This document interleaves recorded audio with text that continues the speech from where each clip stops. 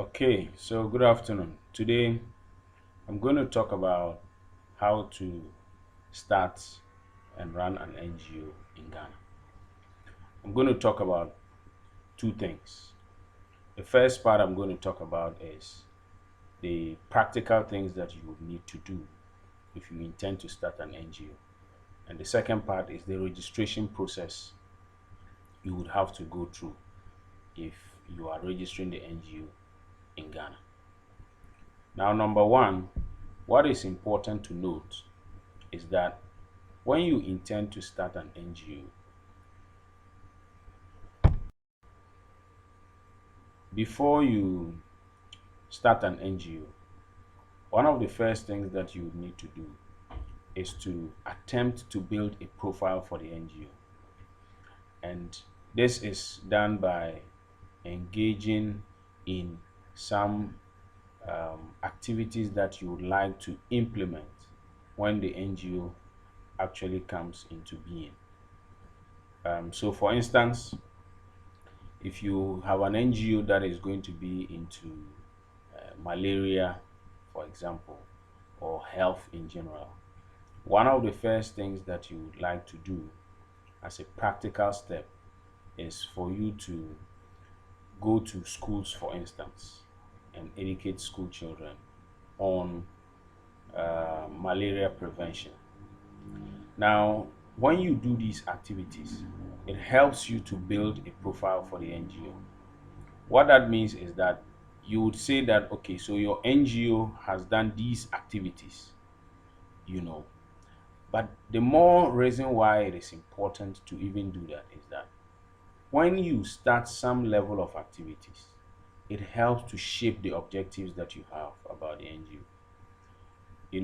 When you want to start, you have all these ideas, you want to do this, you want to do that. But when you begin to implement some activities, then you will realize that it is important that you adjust the objectives, or you abandon them altogether, and then you can change something else to focus on. And so that is a very important part of starting an NGO. There are many other activities that you can do which are cost effective and almost free, in terms of monetary requirements. So, for instance, apart from going to schools, other activities can be to have radio discussions and also to have community meetings, have research. When you do this, as I have mentioned already, it helps to consolidate the ideas that you have had already, or more or less validate them, and then it can also help you to shape such ideas, and that's a very important step. Most of time people just um, go ahead to do their registrations, and then later on they want to make amendments to the objectives after having tested the waters. Then they realize that, oh, I better had focused on this. Now let me give an example. We wanted to start a literacy project, and when I say we, I mean um, myself as the leader of Restorative Seed Society, and my team a few years ago intended to start a literacy program. And so when we uh, thought of starting the literacy program, one of the things that we did was that, or the objective that we had was, we were targeting uh, foreigners, people from Burkina Faso, people from Togo, people from Cote d'Ivoire, who would come to um, a place like Bolgatanga, where we had situated the school.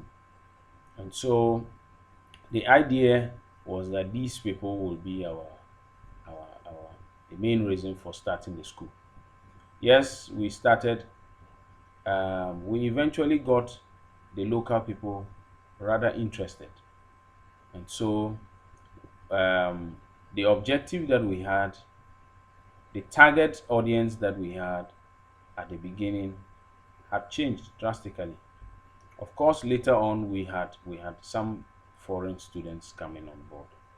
But the point I want to establish is that it's important to note that if you um, test the waters, if you try doing some cost effective activities, it helps to shape the objectives of the NGO that you have.